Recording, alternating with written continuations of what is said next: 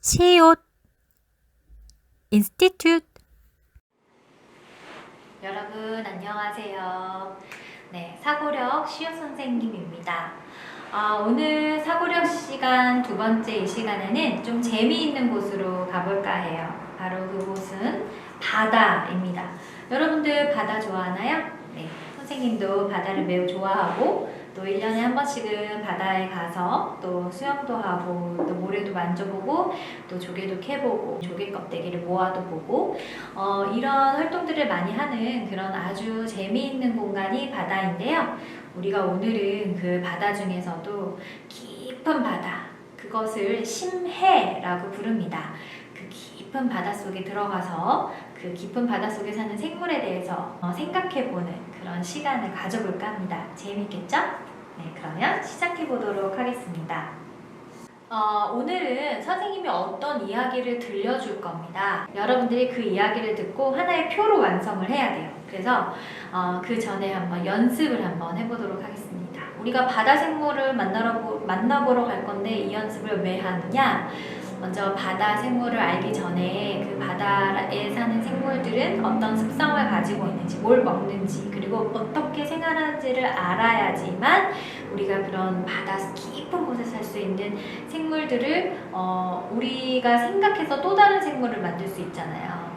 만약에 우리가 이런 주어진 환경이나 조건을 생각하지 않고 그냥 떠오르는 대로 동물만 만든다면 그 동물은 하늘에서도 살 수 있고 땅에서도 살 수 있고 바다에 살 수 있고 어디에서나 살 수 있는 동물이라고 이야기하기보다는 그냥 내가 아무런 생각 없이 아무런 어떤 조건 없이 그냥 만들어낸 거다라는 것밖에 되지 않기 때문에 그것은 어떻게 보면 내가 스스로 그냥 혼자서 생각할 때는 좋지만 다른 사람과 이야기할 때는 그냥 넌 그렇게 생각했구나 해서 끝나는 아이디어가 될 수 있거든요. 그런데 다른 사람들한테 인정도 받고 또 내가 생각해낸 이 동물에 대한 이야기도 더 재미있게 들을 수 있도록 하려면 이 동물이 사는 환경, 이 동물이 뭘 먹는지, 이 동물은 어떠한 가족을 꾸리는지 이런 것들에 대해서도 상대방에게 내용을 전달해서 이렇기 때문에 얘가 이런 거야 라는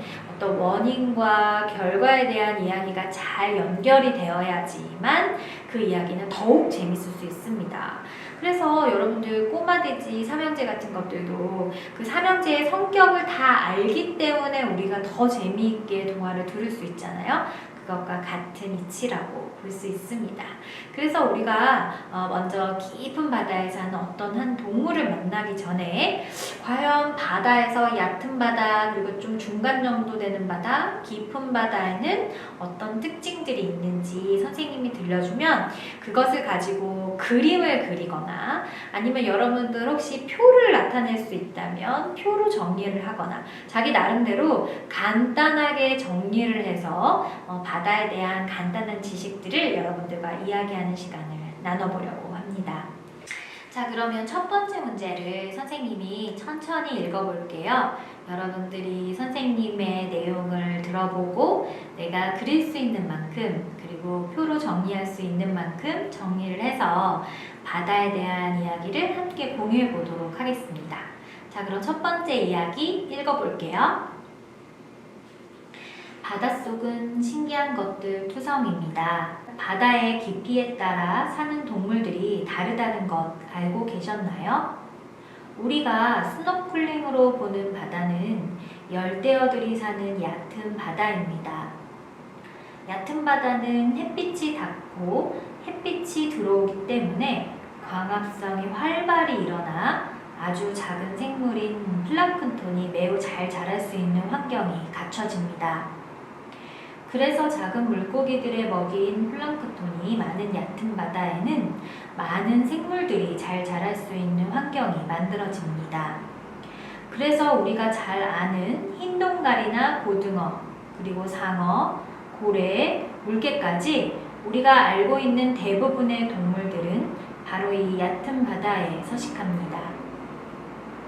얕은 바다에 서식하고 있는 많은 동물들은 자신을 보호하기 위한 수단을 다양한 방법으로 갖추고 있습니다. 몸을 보호하기 위한 주변과 같은 색으로 생활하는 보호색을 가진 생물, 혹은 독이 있는 생물도 있고 먹물을 뿜는 생물도 있습니다. 또한 단단한 껍질 안에 생활하는 동물도 있습니다. 다양한 생물들이 살고 있는 수온이 높은 편인 이러한 바다층을 표해수층이라고 부릅니다. 한 번 더 읽을 테니까 선생님이 읽어주는 내용을 들으면서 그림을 한 번 더 그려보세요. 혹은 표로 정리해보세요. 바닷속은 신기한 것들 투성입니다. 바다의 깊이에 따라 사는 동물들이 다르다는 것 알고 계셨나요? 우리가 스노클링으로 보는 바다는 열대어들이 사는 얕은 바다입니다. 얕은 바다는 햇볕이 닿고 햇빛이 들어오기 때문에 광합성이 활발히 일어나 아주 작은 생물인 플랑크톤이 매우 잘 자랄 수 있는 환경이 갖춰집니다. 그래서 작은 물고기들의 먹이인 플랑크톤이 많은 얕은 바다에는 많은 생물들이 잘 자랄 수 있는 환경이 만들어집니다. 그래서 우리가 잘 아는 흰동갈이나 고등어, 그리고 상어에 고래, 물개까지 우리가 알고 있는 대부분의 동물들은 바로 이 얕은 바다에 서식합니다. 얕은 바다에 서식하고 있는 많은 동물들은 자신을 보호하기 위한 수단을 다양한 방법으로 갖추고 있습니다. 몸을 보호하기 위해 주변과 같은 색으로 생활하는 광어, 혹은 독이 있는 보거, 몸을 보호하기 위해서 먹물을 뿜는 오징어가 있습니다. 또한 단단한 껍질 안에 생활하는 거북이 등도 바로 이런 동물입니다. 다양한 생물들이 살고 있는 수온이 높은 편인 이런 바다층을 표해수층이라고 부릅니다. 네, 잘 들었나요? 두 번 읽으니까 어떻게 더 그림에 도움이 되나요? 네, 조금 더 시간을 드릴 테니까 여러분들이 들은 내용대로 그림 혹은 표로 간단하게 나타내보는 활동을 마무리해보세요. 자, 이번에는 두 번째 지문입니다. 첫 번째 지문은 막 듣느라고도 정신도 없고 어떻게 그려야 될지도 좀 모르겠고 갈팡질팡했었다면 이 두 번째는 이 첫 번째 그린 것에서 조금 더 보태서 그려보면 어떨까 싶어요. 만약에 선생님 저 한 장이나 다 그려서 그릴 데가 없는데요 하는 친구는 그 종이에다가 아래에다가 한 장을 더 붙이면 될 겁니다. 점점 우리는 깊은 바다로 내려가고 있으니까요. 자, 이번에도 마찬가지로 두 번 읽어드리겠습니다. 두 번 동안 자기가 한번 느낀 대로 또 들은 대로 표로 그림으로 나타내보세요. 이번에는 바다에 조금 더 깊이 들어가 보도록 하겠습니다. 이 바다층은 중심해라고 불리웁니다. 수심 200m에서 1000m까지를 의미합니다. 박광층이라고도 불리며 슬슬 빛이 안 들어오는 지점이라 이해해 볼 수 있습니다. 우리가 흔히 알고 있는 심해 생물이라 부르는 대부분의 동물들이 여기서 서식합니다. 눈이 사방으로 볼 수 있는 베러라이나 턱이 앞으로 도출되어 있는 고블린 샤크, 빛나는 눈과 몸에 붙어있는 빛을 내는 기관, 발광기로 먹이를 잡는 뱀파이어 스퀴드가 바로 이 중심해에 서식합니다. 중심해에 사는 동물들은 대부분 희박한 빛을 최대한 모으기 위해 시신경이 발달되어 있는 경우가 많습니다. 좀 어려운 단어들이 있죠. 이번에는 시신경이라는 거는 이 눈안과 관련된 신경이에요. 내 눈으로 볼 수 있게끔 도와주는 신경을 말합니다. 자, 그럼 두 번째로 읽어드리겠습니다. 또 그림을 계속 그리면서 그런데 그림을 그리려다 보니까 베러라이가 뭔지도 모르겠고 고블린 샤크가 뭔지도 모르겠고 또 뱀파이어 스퀴드가 뭔지도 모르겠죠? 사진을 보면서 한 번 더 들어보도록 합시다. 이번에는 바다에 조금 더 깊이 들어가 보도록 하겠습니다. 이 바다층은 중심해라고 불리웁니다. 수심 200m에서 1000m까지를 의미합니다. 박광층이라고도 불리우며 슬슬 빛이 안 들어오는 지점이라고 이해해 볼 수 있습니다. 우리가 흔히 알고 있는 심해 생물이라 부르는 대부분의 동물들이 여기서 서식합니다. 눈이 사방으로 볼 수 있는 베러라이나 턱이 앞으로 돌출되어 있는 고블린 샤크, 빛나는 눈과 몸에 붙어있는 빛을 내는 기관 발광기로 먹이를 잡는 뱀파이어 스퀴드가 중심해에 서식합니다. 중심해에 사는 동물들은 대부분 희박한 빛을 최대한 모으기 위해서 시신경이 발달해 있는 경우가 많습니다. 네, 어떤가요? 일단 뭔지는 모르겠지만 잘 그리고 있죠? 아까도 말했듯이 종이 붙이고 또 종이 붙였는데 종이가 또 부족하다. 그럼 하나 더 아래에다가 붙이면 됩니다. 계속해서 아래로 내려가고 있어요. 이번에는 바다에 조금 더 깊이 들어가 보도록 하겠습니다. 이제 2개의 지문이 남았습니다. 자, 그럼 계속해서 해볼까요? 3번째 지문입니다. 이 바다층은 심해 중층이라고 불리웁니다. 수심 1000m에서 3000m까지를 의미합니다. 빛이 들어오지 않기 때문에 서식하는 동물들의 종류도 적은 편입니다.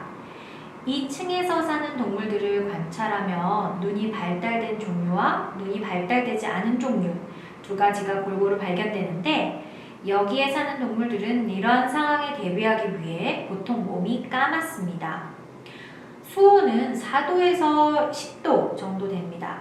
이 지점에 사는 동물들은 먹이가 적기 때문에 움직이는 동선을 줄여 영양 소모를 줄이기 위해 암수가 함께 붙어 생활하는 바다 악마, 독사처럼 긴 송곳니가 있고 눈이 큰 바이퍼 피쉬, 탁구공같이 생긴 팔에 지나가다 먹잇감이 팔에 닿으면 갈고리 같은 다리로 먹이를 낚아채서 잡아먹는 피폼 트리 스폰지가 서식합니다. 한번 그려보세요. 그리고 점점 깊이 갈수록 어두워진다고 했잖아요. 그럼 바닷속의 모습은 어떨까요? 빛에 의존해서 살고 있다고 했잖아요. 그럼 또 어떨까요? 질문을 해가면서 그림을 완성해보세요. 표로도 괜찮습니다. 다시 한번 들려드릴게요. 이번에는 바다에 조금 더 깊이 들어가 보도록 하겠습니다. 이 바다층은 심해 중층이라고 불리웁니다. 수심 1000m에서 3000m까지를 의미합니다. 빛이 들어오지 않기 때문에 서식하는 동물들의 종류도 적은 편입니다. 2층에서 사는 동물들을 관찰하면 눈이 발달된 종류와 눈이 발달되지 않은 종류 2가지가 골고루 발견되는데, 여기에 사는 동물들은 이러한 상황에 대비하기 위해 보통 몸이 까맣습니다. 수온은 4도에서 10도 정도 됩니다. 이 지점에 사는 동물들은 먹이가 적기 때문에 움직이는 동선을 줄여 영양 소모를 줄이기 위해 암수가 함께 붙어 생활하는 바다 악마, 독사처럼 긴 송곳니가 있고 눈이 큰 바이퍼 피쉬, 탁구공같이 생긴 팔에 지나가던 먹잇감이 닿으면 갈고리 같은 다리로 먹이를 낚아채서 잡아먹는 피폼 트리 스폰지가 서식합니다. 3번째 질문까지 끝났습니다. 4번째 질문은 해도 되고 하지 않아도 좋아요. 하지만 한 번 더 해보고 싶다, 나는 끝까지 한번 그려보고 싶다 라는 친구들은 이 수업까지 선생님하고 같이 해보면 좋을 것 같아요. 힘든 친구들은 점프해서 그 다음 수업에서 만나보면 좋겠습니다. 자, 그럼 4번째 질문 들어갑니다. 한 장을 아래다 더 붙이세요. 자, 1번째, 2번째, 3번째, 4번째 바다, 아주 깊은 바다로 내려갑니다. 이번에는 바다에 조금 더 깊이 들어가 보도록 하겠습니다. 이 바다층은 심해 저대라고 불리웁니다.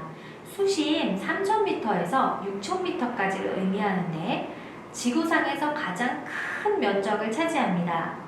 이곳 역시 빛이 들어오지 않아 바다 깊이로 내려갈수록 압력이 강해지기 때문에 눈이 퇴화되어 있으며 발광기관도 없는 경우가 많습니다. 오히려 극한의 감각기관이 발달되어 있어 움직임을 멀리서도 포착할 수가 있습니다. 대부분의 생물은 흰색이거나 뻘겋습니다. 서식하는 동물로는 암수 한 몸이며 3개의 다리 모양의 긴 줄로 서 있는 트리포드 피쉬가 있습니다. 간혹 심해에는 화산 활동이 활발한 지대에 매우 뜨거운 물이 감지되는 것이 있는데, 이곳에는 매우 다양한 물고기가 서식하고 있기도 합니다. 다시 한번 읽어보겠습니다. 이번에는 바다에 조금 더 깊이 들어가 보도록 하겠습니다. 이 바다층은 심해저대라고 불리웁니다. 수심 3,000m에서 6,000m까지를 의미하는데 지구상에서 가장 큰 면적을 차지합니다. 이곳 역시 빛이 들어오지 않아 바다 깊이로 내려갈수록 압력이 강해지기 때문에 눈이 퇴화되는 경우가 있으며 발광기관도 없는 경우가 많습니다. 오히려 극한의 감각기관이 발달되어 있어 움직임을 멀리서도 포착할 수 있습니다. 대부분의 생물은 흰색이거나 벌겋습니다. 암수 한 몸이며 세 개의 다리 모양의 긴 줄로 서 있는 트리포드 피쉬, 간혹 심해에는 하산 활동이 활발한 지대에 매우 뜨거운 물이 감지되는 것이 있는데 이곳에는 매우 다양한 물고기가 서식하고 있기도 합니다. 네, 우리 정말 6,000m 아주 깊은 바다까지 가봤는데요. 여러분 다 그려보았나요? 그림으로도 나타내고 표로도 나타내봤어요. 선생님이 설명하는 대로 내용을 잘 나타내보다 보니까 한편의 멋진 그림이 완성되어 있지 않나요?